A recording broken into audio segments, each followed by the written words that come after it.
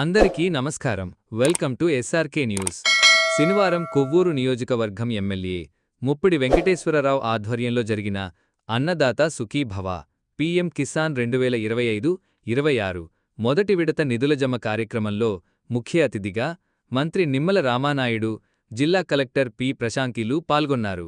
ఈ సందర్భంగా మంత్రి నిమ్మల రామానాయుడు మాట్లాడుతూ, రైతు సంక్షేమమే ప్రభుత్వ ప్రాధాన్యమంటూ ఎన్నికల హామీ ప్రకారం ప్రతి అర్హతగల రైతుకు 20,000 పెట్టుబడి సాయం అందించే పథకం అమలవుతుందని తెలిపారు. 3 విడతలుగా ఈ మొత్తం జమ చేస్తామని పేర్కొన్నారు. మొదటి విడతలో 7,000 చొప్పున జిల్లా వ్యాప్తంగా 1,14,000 మంది రైతుల ఖాతాల్లో 79 కోట్లు జమ చేసినట్లు తెలిపారు. కొవ్వూరు నియోజకవర్గంలోని 14,884 మంది రైతులకు గాను 10.41 కోట్లు విలువైన చెక్కును అందజేశారు. ఈ కార్యక్రమంలో అదనపు SP Subbaraju, RDO Rani Susmitha, market committee chairman Nadella Sriram, వ్యవసాయ శాఖ అధికారి ఎస్ మాధవరావు, ప్రజాప్రతినిధులు, సర్పంచులు, రైతులు తదితరులు పాల్గొన్నారు. ఎన్నికల ముందు ఎన్డీఏ కూటమి అధికారంలోకి రాకముందు ఎన్నికల మేనిఫెస్టోలో పెట్టినటువంటి విధంగా అన్నదాత సుఖీభవ పీఎం కిసాన్ కింద ప్రతి రైతు కుటుంబానికి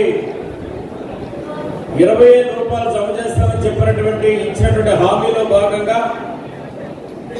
రాష్ట్ర వ్యాప్తంగా ప్రధానమంత్రి గారు ఇచ్చేటువంటి 6,000 రూపాయలు, రాష్ట్ర ప్రభుత్వం ఇచ్చేటువంటి 14,000 రూపాయలు, 20,000 రూపాయలు 3 విడతలుగా జమ చేసేటటువంటి భాగంగా మొదటి విడతగా ఇస్తున్నటువంటి ఈ రోజు ఇస్తున్నటువంటి కార్యక్రమాన్ని సందర్భించి మన కొవ్వూరు నియోజకవర్గంలో అక్కడ సీఎం గారు ప్రారంభిస్తూ ఉంటే ఇటు మన తూర్పుగోదావరి జిల్లాకు సంబంధించి మన ఇన్ఛార్జ్ మంత్రివర్యులు, పెద్దలు, గౌరవనీయులు, నీటిపారుదల శాఖ మార్చులు శ్రీ నిమ్మల రామానాయుడు గారి చేత ప్రారంభించాలని చెప్పిన ఆలోచనతో తూర్పుగోదావరి జిల్లా మన 7 నియోజకవర్గాలకు సంబంధించి ఇక్కడ ఈ రోజు మన కొవ్వూరు నియోజకవర్గంలో దీన్ని ప్రారంభించుకోవడం సందర్భంగా ఏర్పాటు చేసినటువంటి సభకు ఇక్కడ ముఖ్య అతిథిగా విచ్చేసిన పెద్దలు ముఖ్యమంత్రి చంద్రబాబు నాయుడు గారు ముఖ్యమంత్రిగా ఉన్నప్పుడు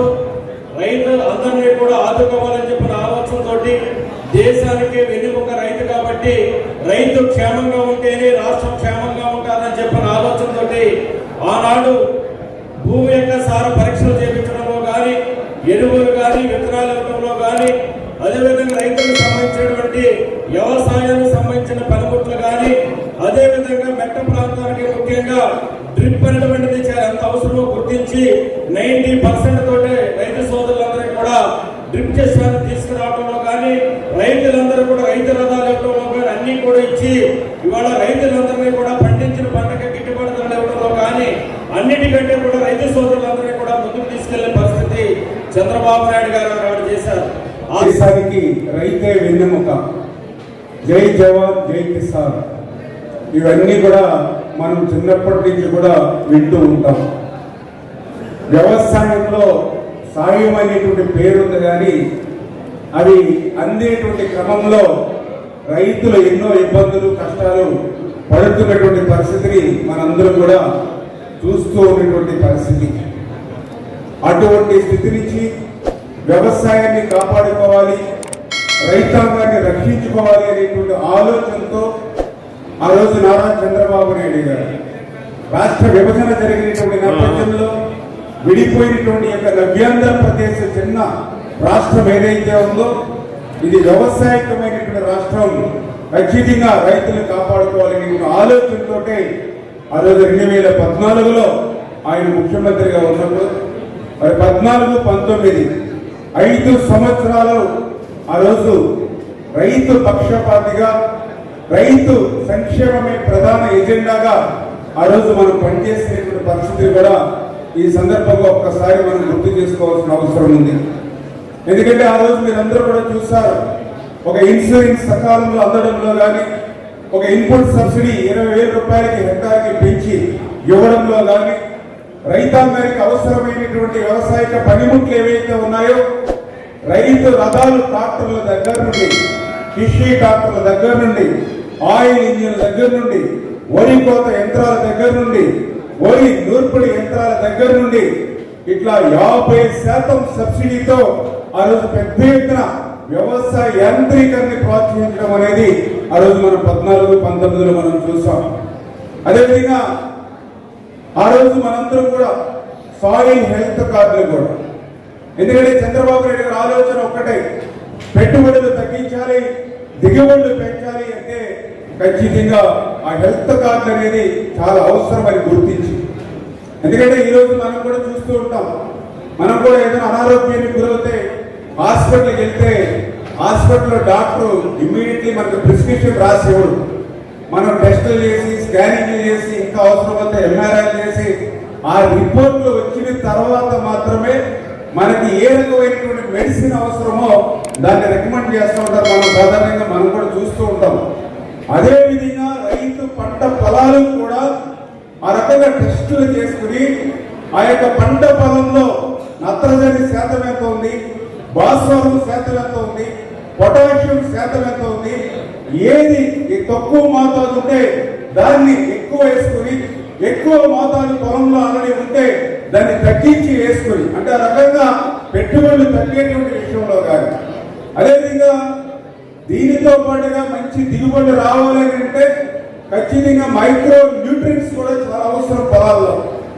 అందులో పర్టికులర్గా ఏదైతే జింక్ కానీ, బొరాన్ కానీ, మెగ్నీషియం కానీ ఇట్లా మైక్రో న్యూట్రియన్స్ ఏవైతే ఉన్నాయో అవి కూడా పొలాల్లో ఎంత శాతం ఉన్నాయో తెలుసుకుంటే అవి తక్కువగా ఉంటే దాన్ని మనం ఉపయోగించుకోవడం ద్వారా మంచి దిగుబడులు మనం సాధించగలుగుతాం.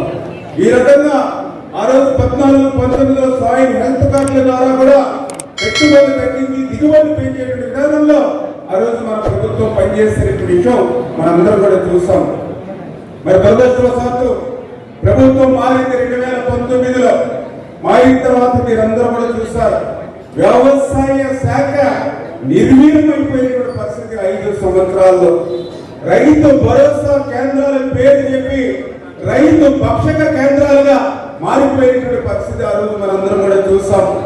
ఇన్పుట్ సబ్సిడీ ఆ రోజు 20,000 రూపాయల ఇన్పుట్ సబ్సిడీ హెక్టార్ ఉంటే పెరిగినటువంటి ఖర్చులు బట్టి 20,000, 25,000, 30,000 రూపాయలు చేస్తారని ఆశించాం ఆ రోజు. కానీ రివర్స్ ప్రభుత్వం, అందుకే 20,000 ఇన్పుట్ సబ్సిడీని 16,000 తగ్గించి ఆ రోజు రైతుని మోసం దగా చేసినటువంటి పరిస్థితి ఆ రోజు మనందరం కూడా చూసాం. ఇన్సూరెన్స్ అంటే రైతులకు ఆక్సిజన్ లాంటిది. అటువంటి ఇన్సూరెన్స్ ను కూడా కట్టడం మర్చిపోయినటువంటి ప్రభుత్వం గత ప్రభుత్వం. ఆ రోజు శాసనసభ ఫ్లోర్ మీద చంద్రబాబు నాయుడు గారు ఫ్లోర్ మీద కూర్చుని నిరసన వ్యక్తం చేస్తే రాత్రి 11 గంటలకి ఇన్సూరెన్స్ కట్టినటువంటి పరిస్థితి ఆ రోజు ప్రభుత్వం. ఇన్సూరెన్స్ కట్టడం మర్చిపోవడం అని అంటే రైతును మర్చిపోవడమే.